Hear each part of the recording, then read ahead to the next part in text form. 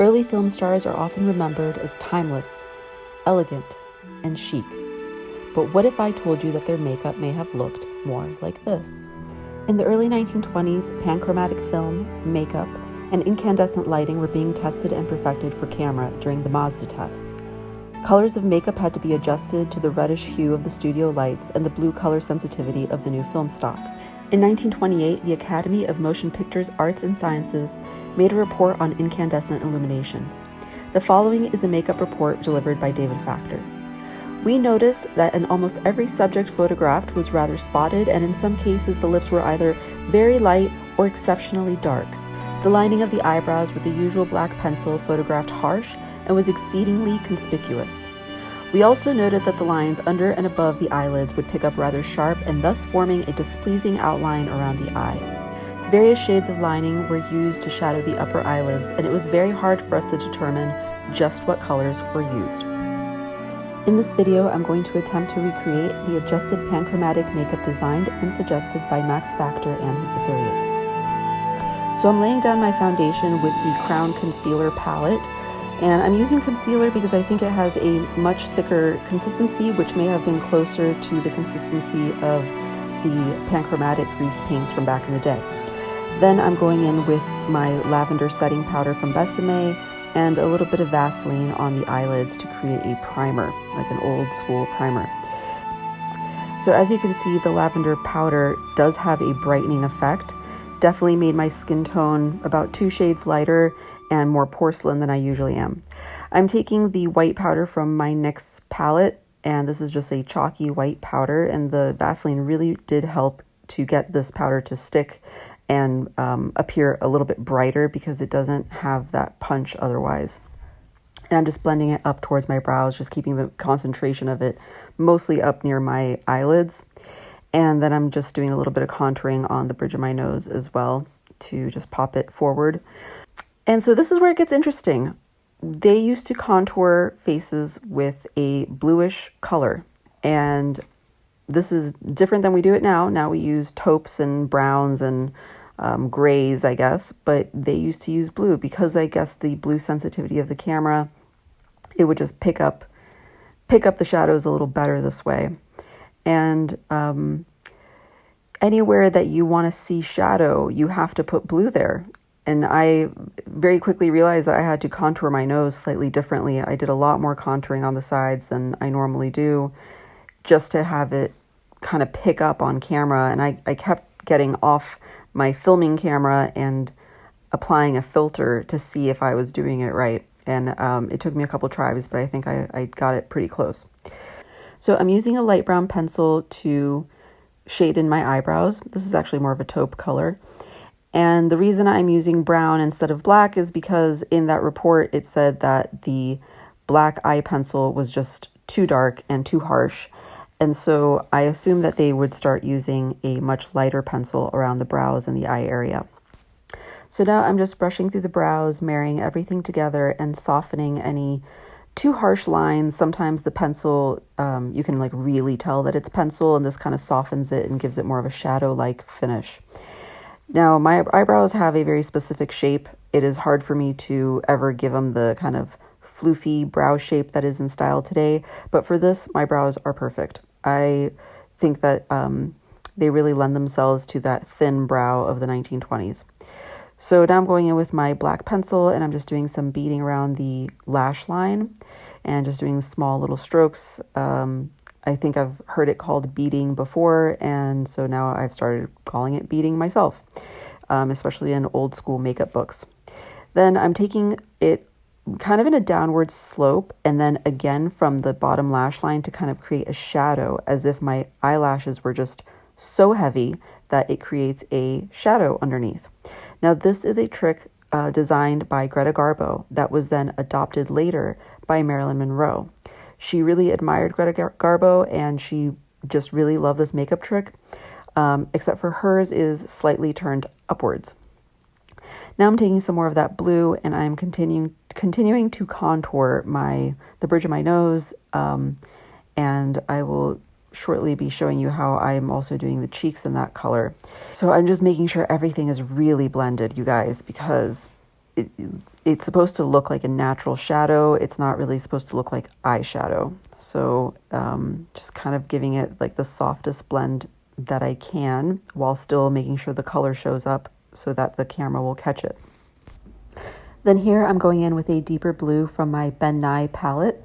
This is a cream color, and I'm just going back over that shadow, bringing it in towards the inner corner of my eye. This kind of creates the same kind of shadow effect. It's not quite as harsh as the black pencil, and just adds some definition to the eye. So here I'm just cheating my crease line. My natural crease is very close to my eyelashes actually, so I'm just kind of pushing it upwards just slightly by putting some darker blue, which is the same color that I used underneath, and just kind of marking where I want the crease to be. And I probably could have done this with eyeshadow in hindsight, but I really wanted to make sure that I was placing the color exactly, and doing it in cream just seemed better to me at the time. But you'll see that it actually ended up being hard to blend, so I wish that I had done it with shadow. So I eventually give up on that idea and go in with a navy blue eyeshadow and try to kind of smoke everything out and pull everything together. I think it's really funny when you watch tutorials and it looks like the artist got it right the first time, flawlessly, never made any mistakes. Definitely people make lots of mistakes when they film videos.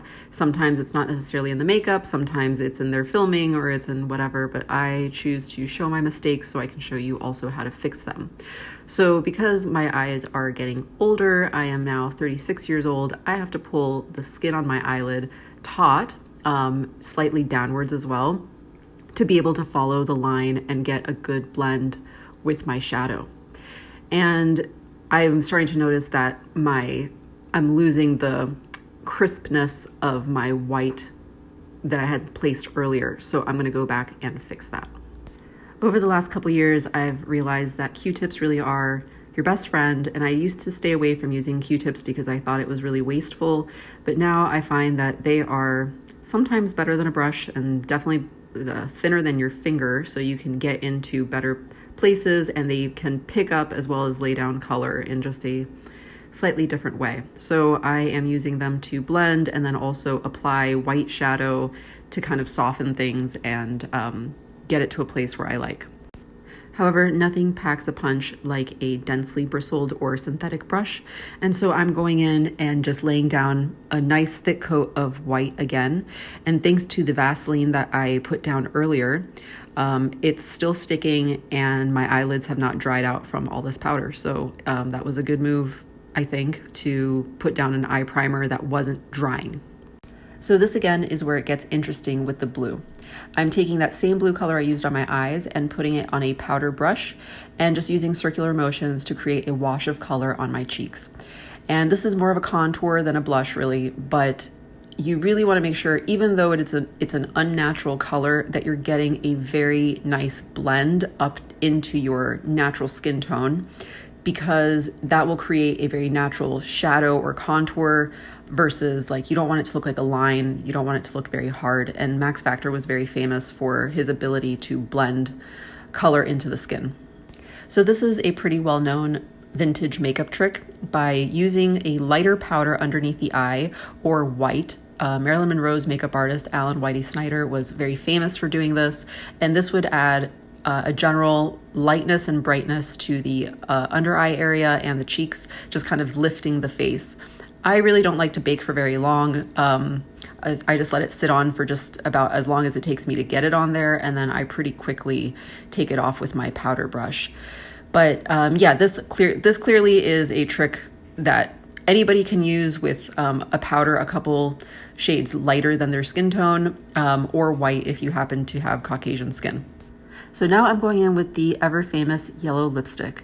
Yellow was used to draw in the lips because some of the regular lip colors, I guess in the pinks and the nudes, would photograph white. And so they found that yellow, for some reason, registered slightly more natural on camera. And I found that this color, once I started kind of, because I really like to overdraw my lips, once I started to get to the overdraw part, I could kind of see an error waiting to happen. So I very quickly decided that I was going to set it with a yellow powder or like a gold powder and just kind of redraw my lips this way. So I'm using the Venus 2 palette from Lime Crime, and I'm using the color Mustard. And it has a little bit of a brownish cast to it, but it does read yellow on camera ultimately, and it also photographs beautifully, but it allows me to give some definition and depth to the lips in certain areas where I've overdrawn, to just kind of add some dimension. Okay, so you can see here I am just putting it where I've overdrawn. Then I'm going to take that yellow again and just pop it into the center of the lips just to add that brightness towards the center and bring it forward. Then I'm just giving it one last look, blending everything together and making sure that it is seamless. So this brush, this flat concealer brush, is from the art store, and it is one of my favorite brushes I have ever purchased. It's great for eyeliner. It's great for doing detail work around the lips, as well as the eyebrows, and just kind of gives you a really nice finished look. This is another one of my favorite tools in my kit, as well as in my personal makeup bag. This is an individual lash curler, and you can get these at most professional makeup stores. This gives you ultimate control over the curling of eyelashes. I myself have an irregular eye shape and some eyelashes that sit higher than others, so it's very hard to get them all into a regular lash curler. And it really keeps you from pinching clients as well if you are a professional makeup artist. So then I'm going in and I am just giving a nice healthy coat of mascara. And you can see that I touched a little bit on the inner corner of my eye. The best way to solve that problem, if you happen to touch your skin with your mascara, is to let it dry completely. And after a couple minutes, you're going to be able to take a Q-tip and just flick it right off, just like a piece of gravel or something. So here is an example of the finished look in black and white and in color. And I used a filter to kind of just show you guys on camera what it would look like. It doesn't have quite as much depth as I'd like. But in my research, I found that if you wanted to do more of a red lip, you wouldn't really use red. You would more oftentimes than not use green. And here I've shown an example of the red photographing almost black, as was in the report of Max Factor, and what it looks like on camera if I were to draw on a green lip. I hope you guys enjoyed this video. Make sure to follow me on Instagram, TikTok, and YouTube for more makeup history.